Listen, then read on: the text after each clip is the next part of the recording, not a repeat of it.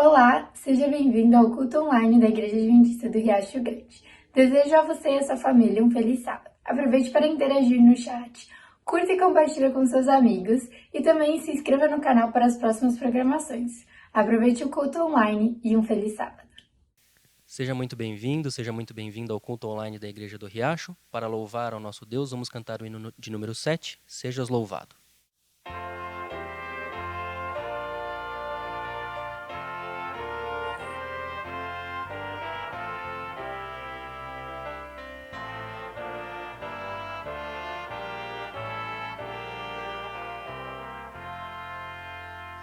Sejas louvado, Rei Criador da natura.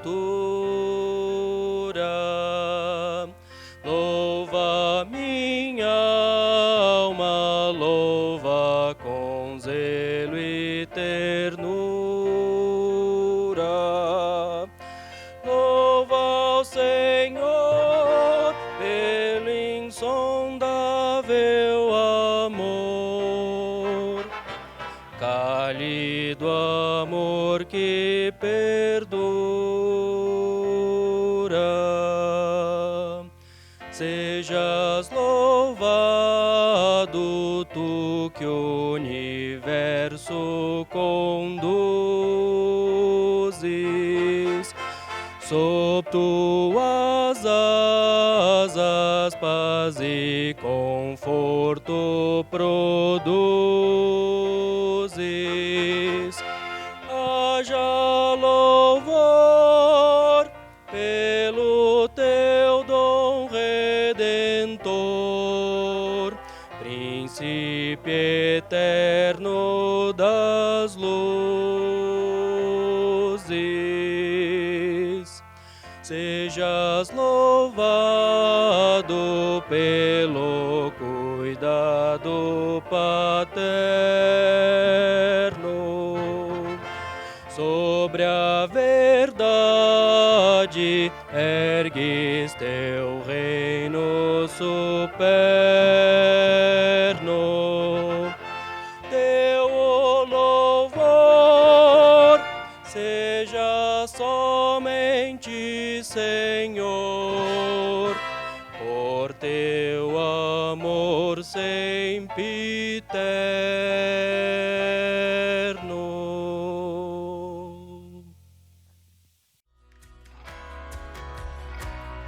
Adorar também é se relacionar com Deus. E neste momento especial, a nossa casa pode ser a melhor igreja à disposição do Senhor. Se podemos cantar, orar e estudar a palavra de Deus, também podemos dedicar a nossa fidelidade a Ele através de nossos recursos. Por isso, para você que já é doador e está se perguntando como fazer isso remotamente, eu quero te lembrar do aplicativo 7Me. Este app é super intuitivo, descomplicado e amigável. Por isso você pode continuar apoiando a sua igreja com total segurança dos seus dados. Baixe o app na Play Store ou Google Play, clique em dizimar e ofertar, preencha com seus dados e o resto é bem simples. Então, é só continuar com seu projeto pessoal de fidelidade com Deus.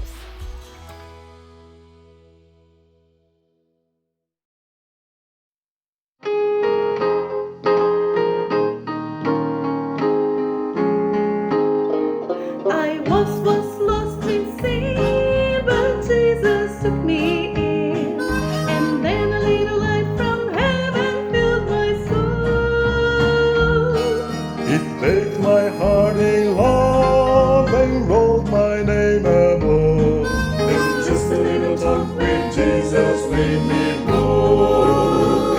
Now let us have a little talk with Jesus. Let us tell him all about your troubles. He will hear our faith and stand. He will answer by and by. Now when you feel a little prayer will turning, you will know a little fire is burning. You will find a little talk with Jesus makes it right. It's right.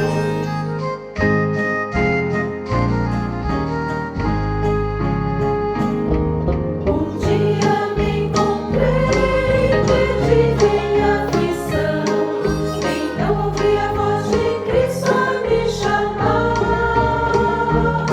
Seu amor por mim é tal, mudou meu coração.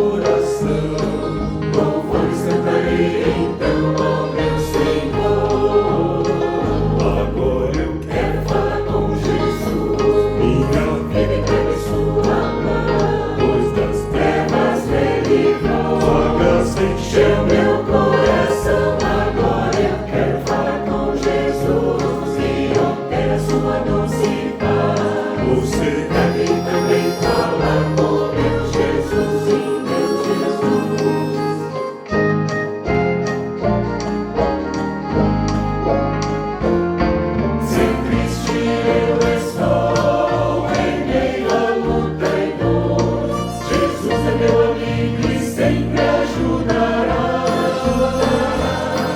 Feliz então serei quando ele me falar: não temas, pois contigo sempre eu hei de estar. Agora eu quero falar com Jesus, minha vida entrega em sua mão, pois das trevas me livrou, sua graça encheu meu coração. Agora eu quero falar com Jesus e romper a sua doce paz. Você deve também falar com meu Jesus, sim, meu Jesus. Agora eu quero falar com Jesus, minha vida entrega em sua mão, pois das trevas me livrou, sua graça encheu meu coração. Agora eu quero falar com Jesus e romper a sua doce paz.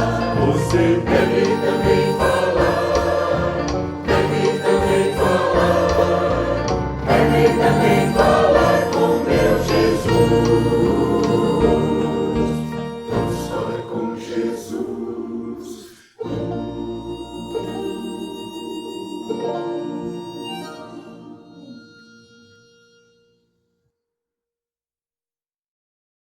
Feliz sábado, meu irmão e minha irmã. Que alegria mais uma vez estarmos aqui conectados na internet, mas também através do Espírito Santo. Meu desejo é que enquanto eu falo aqui, o Espírito Santo fale através de mim a você. E que ele não esteja de longe falando, que ele esteja perto de você, perto da sua família. Se vocês estão hoje vivendo alguma situação delicada, as emoções estão desorganizadas, a vida talvez não esteja nos trilhos, eu quero que essa minha oração inicial seja por uma bênção para esse sermão, mas seja uma bênção para a sua família, então. Que você coloque diante de Deus esse seu desejo, essa sua necessidade, e que enquanto eu oro, lembre-se de quando a gente ia para frente na igreja, no momento de intercessão, mesmo que você não vá para frente, que o seu coração se adiante e se coloque diante de Deus nesse momento. Feche os seus olhos e ore comigo. Grandioso Deus, nós te agradecemos porque o Senhor é bom e o Senhor nos ouve. Mas pedimos, Senhor, que a sua bondade se manifeste na vida de nossas famílias, Senhor. O Senhor sabe a casa que hoje precisa da tua intervenção, que precisa da tua mão poderosa lá, mexendo, consertando, curando coisas que estão quebradas e que estão machucadas, Senhor. Que o Senhor se manifeste na vida de nossa igreja, na vida das nossas famílias, em nome de Jesus. Amém, Senhor.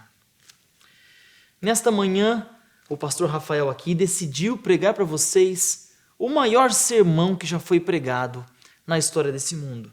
E esse sermão foi pregado pelo maior pregador que já existiu nesse mundo. O nome dele é Jesus Cristo, do pregador.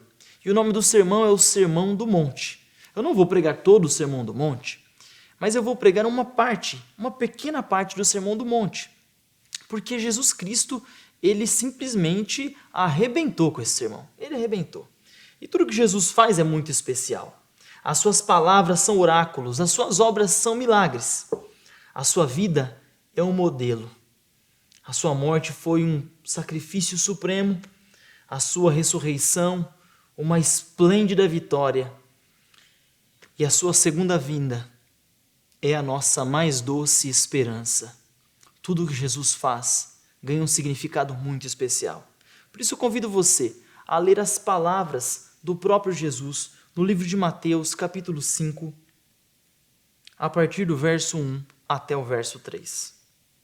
Vendo Jesus as multidões, subiu ao monte, e como se assentasse, aproximaram-se os seus discípulos. E ele passou a ensiná-los, dizendo: Bem-aventurados os humildes de espírito, porque deles é o reino dos céus. Vou ler de novo o verso 3.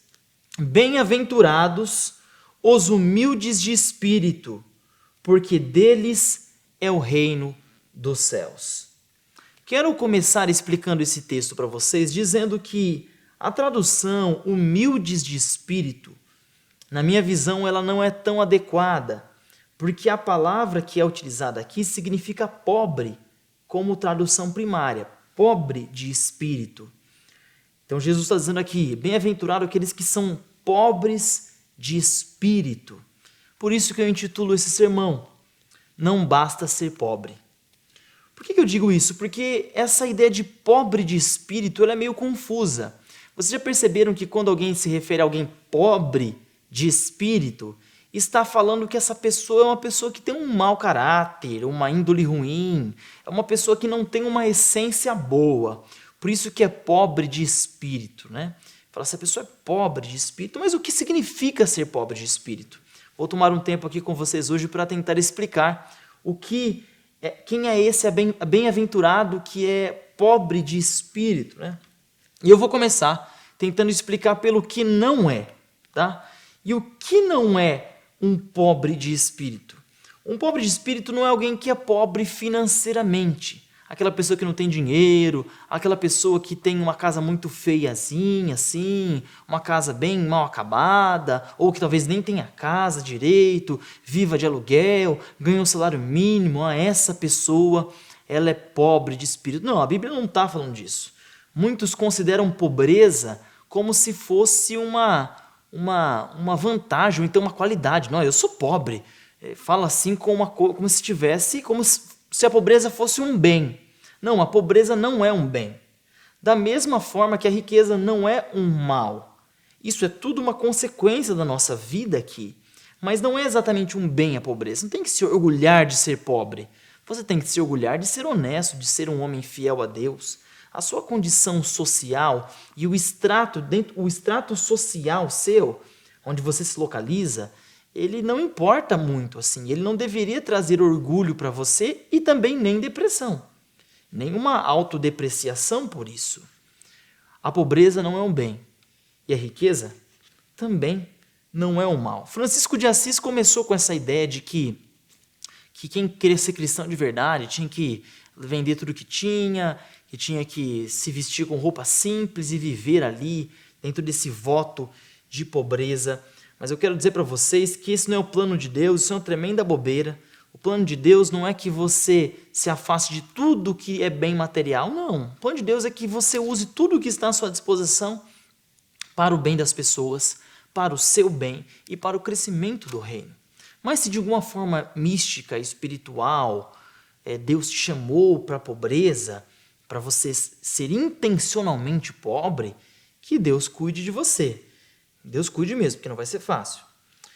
Também não significa ser pobre de espírito, ser pobre religiosamente. Sabe aquela pessoa que é pobre de liturgia, pobre de conhecimento da Bíblia, pobre de boas ações religiosas? Isso não é pobreza de espírito. Alguns se acham ricos de espírito por terem o contrário dessa situação que eu te falei. Mas a pobreza de espírito não é ter pobreza de atributos religiosos, de fé, de obras, né?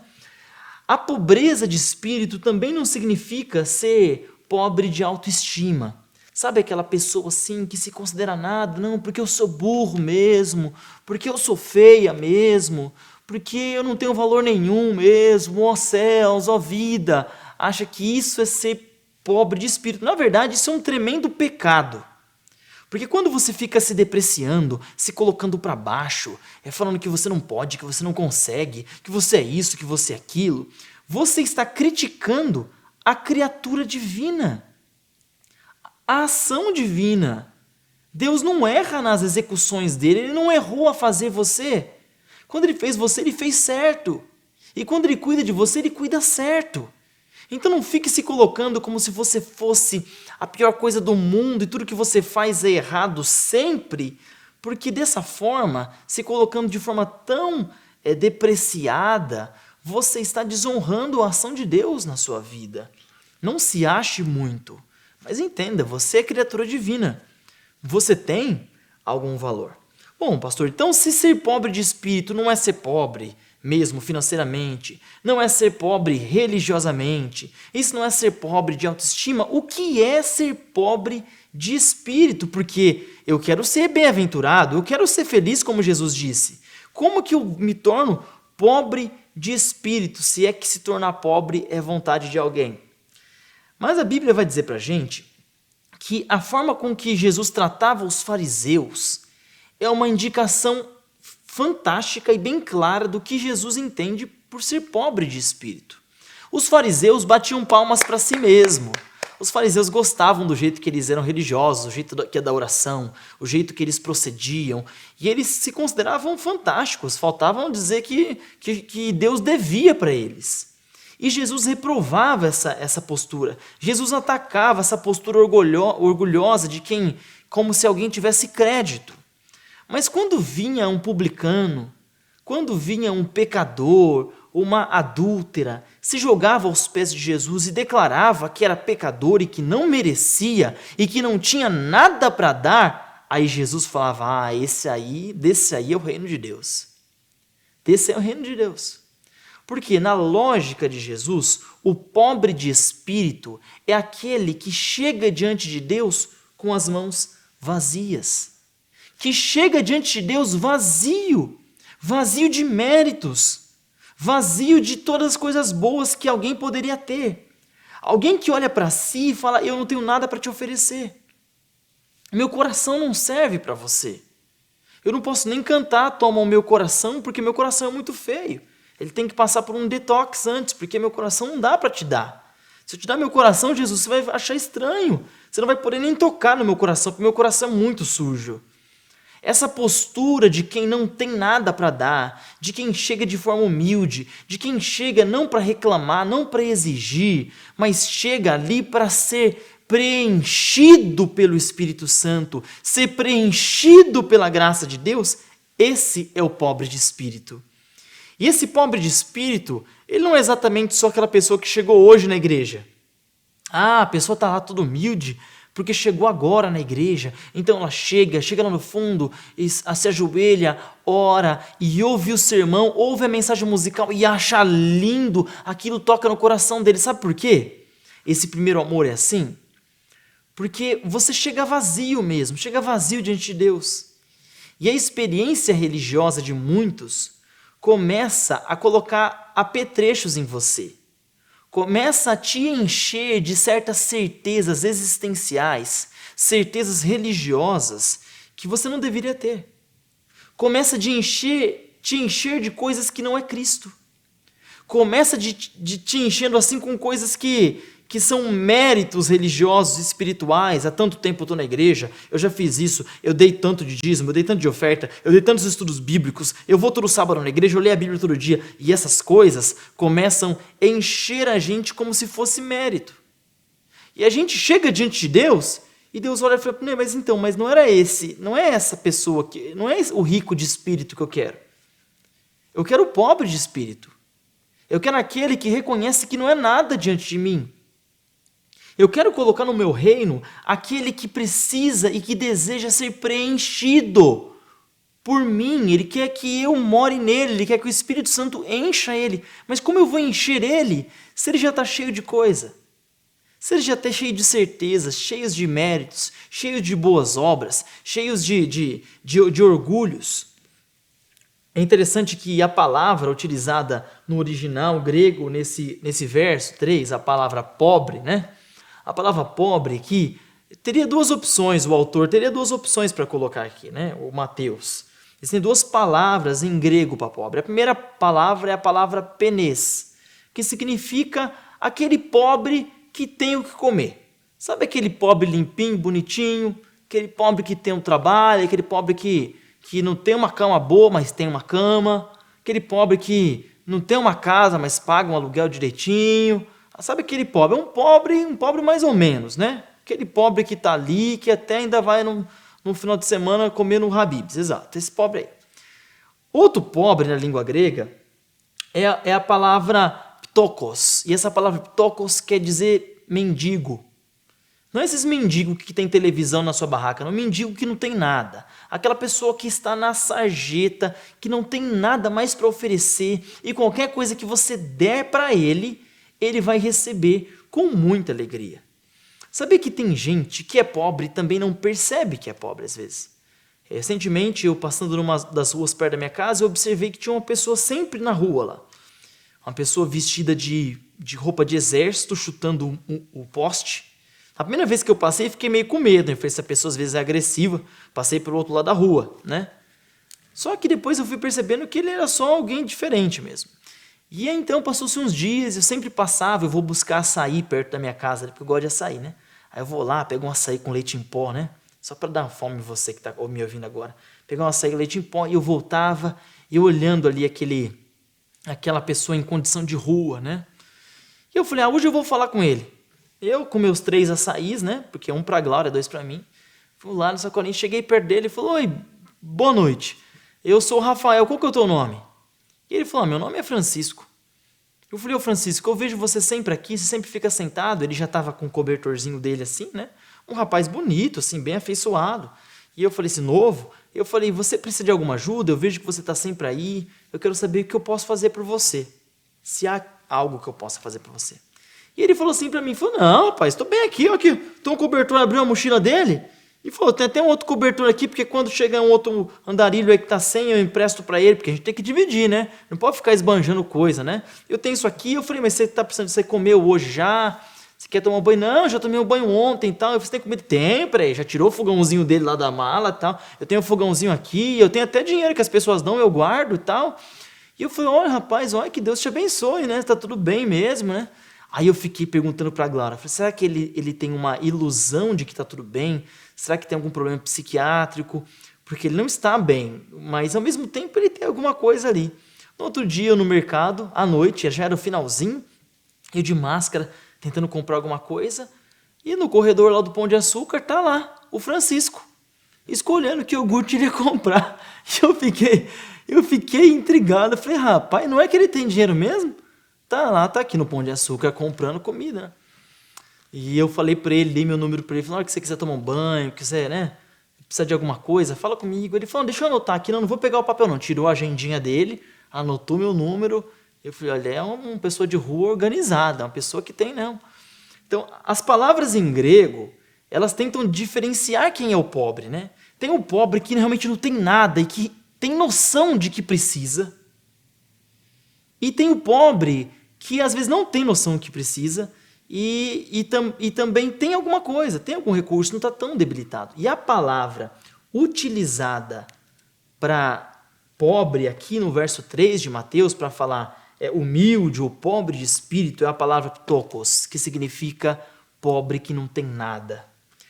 O que isso quer dizer para a gente? Se você está chegando diante de Jesus com algum orgulho, com uma gotinha de farisaísmo, com uma gotinha de eu posso, eu consigo, eu tenho, eu vou ali fazer oração e Deus me ouve, me responde. Se você tem esse sentimento, tome cuidado para chegar diante de Deus.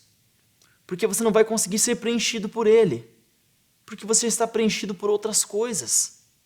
Você já está preenchido por outras coisas. Eu não me esqueço quando eu era muito menino ainda, eu lá em Ribeirão Preto, no interior de São Paulo, na minha igreja central, igreja do Centenário, na verdade, do bairro Centenário, tinha um grupinho da minha igreja, eu era o menino do som. Eu ficava lá mexendo o som. Eu virava a fita, voltava a fita, né? Para eles cantarem lá a fita do playback. Enquanto eles cantavam na frente, eu sentado no fundo, entrou um senhor grande assim, um senhor negro, grande, os braços assim, sentou no meio da igreja. A igreja estava aberta, era sábado à tarde, ensaio de grupo. E eu sempre tentei ser simpático assim com as pessoas, né? E chegou uma pessoa na igreja, o que o Rafael faria? O que você me conhece? O que eu faria? Eu vou lá conversar com o cara. Sentei do lado dele, e às vezes até de forma muito... Hoje eu já não faria isso por causa do coronavírus, né? Cheguei bem perto, coloquei o braço sobre ele assim, e eu falei assim, tudo bem com o senhor? O senhor gostou da música que ouviu? Aí ele virou para mim assim, como se fosse um filme mesmo. E ele falou assim, não, eu vim aqui porque o meu irmão... E aí ele falou o nome, eu não vou falar aqui, o nome de uma entidade espiritual não positiva. O meu irmão, ele está atrás de mim, eu estou vindo aqui, eu preciso de libertação. Na hora que ele falou isso, eu confesso que eu tinha vontade de me teletransportar, né? Se eu pudesse, eu tirava meu braço e fugia na hora. Mas eu não podia, estava com o braço ali no cara. E aí eu falei para ele assim com confiança, né? Eu falei, não, mas aqui é a casa de Deus. E aqui é só Deus que manda. Mas eu não falei assim porque eu mando, é porque eu queria que Deus estivesse aí mesmo. Enquanto eu falava para ele, Eu estava orando a Deus para Deus me tirar daquela situação, porque, meu Deus, o cara estava prestes a ficar endemoniado na minha cabeça, eu já estava achando que ele ia ficar endemoniado. E eu com o meu braço assim, e aí então ele fez assim, ó. Nossa, na hora que ele fez assim, nossa, se eu pudesse evaporar, eu evaporava. E eu fiquei travado assim. E aí ele levantou e ele falou assim, quando meu irmão entra em mim, eu entro em igrejas como essa, eu bato no pastor, eu paro o ventilador com a minha mão. Ele apontou para o ventilador de ferro na igreja, eu paro com a minha mão o ventilador assim. E falou assim para mim, meu irmão veio aqui agora e não conseguiu entrar em mim. Aí o homem falou assim para mim, você é muito poderoso, meu menino. Você é muito poderoso. Na hora que ele falou aquilo, para mim ficou muito nítido que a palavra dele queria trazer orgulho ao meu coração. Queria fazer eu me sentir ou pensar que eu tinha alguma coisa especial. E então eu falei para ele na hora, com medo de que aquele sentimento nascesse no meu coração. E eu falei na hora para ele, eu falei assim, não sou eu. Como eu te falei, aqui essa casa é de Deus. E aqui não tem influência maligna. E então eu citei para ele Tiago, eu falei assim, portanto sujeitai-vos a Deus e resiste ao diabo e ele fugirá de vós. Não por causa de mim, mas porque eu me sujeitei a Deus. É Deus que expulsa. Aí ele baixou a cabeça assim e saiu da igreja. Claro que eu fiquei traumatizado por algumas semanas, porque eu realmente não sou o super-herói que ele dizia que eu era. E eu aprendi que o inimigo de Deus fica tentando encher a gente de orgulho. Fica tentando encher a gente de uma percepção espiritual de si muito fora da realidade. Quando nós somos pobres, cegos e nus. Deveríamos chegar diante de Deus como Isaías chegou. Senhor, ai de mim, que sou homem de lábios impuros e coração impuro. Como que eu vou te ver, Senhor? Deveríamos chegar diante de Deus como Paulo chegou. Miserável homem que sou, quem me livrará do corpo dessa morte? Eu sou o maior pecador entre todos. Esse é o pobre de espírito, aquele que entende que todo dia precisa receber de forma integral e completa a graça e o Espírito Santo de Deus. Que o teu orgulho espiritual não te tire do céu, mas que a sua pobreza de espírito seja a sua riqueza. Que o seu vazio existencial seja a oportunidade de Deus. Que essa lacuna que existe na sua mente, na sua vida, seja o espaço que a graça de Deus vai encher, vai transbordar e vai abençoar todas as pessoas que estão ao seu redor. E quando você abençoar essas pessoas, elas vão falar, nossa menino, você é muito poderoso. Aí você vai falar, não sou eu. É porque estava vazio, ele encheu, aí transborda para você, mas eu sou só o copo. Quem habita em mim é o próprio Deus. Que Deus habite em você. Grandioso Deus, nós oramos e pedimos que o teu Santo Espírito preencha os espaços vazios de nossa vida. E que não haja espaço para orgulho, que não haja espaço para pedância, que não haja espaço, Senhor, para esse sentimento de fariseu, mas que a pobreza de espírito nos acompanhe em cada passo, que possamos caminhar na vida espiritual como mendigos, implorando e tendo consciência da sua condição. Sim, recebendo mesmo que for migalhas. As migalhas de Deus me satisfazem. E eu espero que essas migalhas satisfaçam a todos. Mas sabemos, Senhor, que o Senhor não é um Deus de migalha. O Senhor enche o nosso copo, o Senhor enche a nossa vida, o Senhor preenche a nossa alma com abundância. Que isso seja não só um sermão, mas que seja uma palavra profética na vida de cada um que me ouve nessa manhã. Em nome de Jesus oramos. Amém.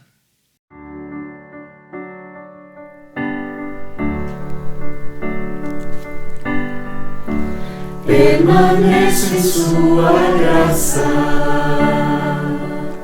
na paz e alegria do Senhor, com irmãos compartilhando minha fé.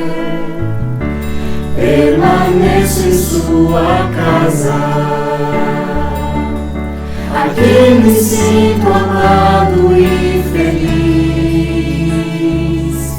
Em família nós estamos pra louvar e adorar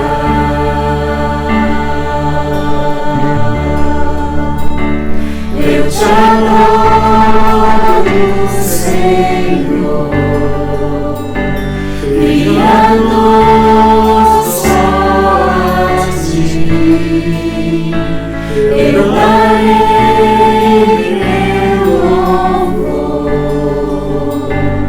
Sou teu,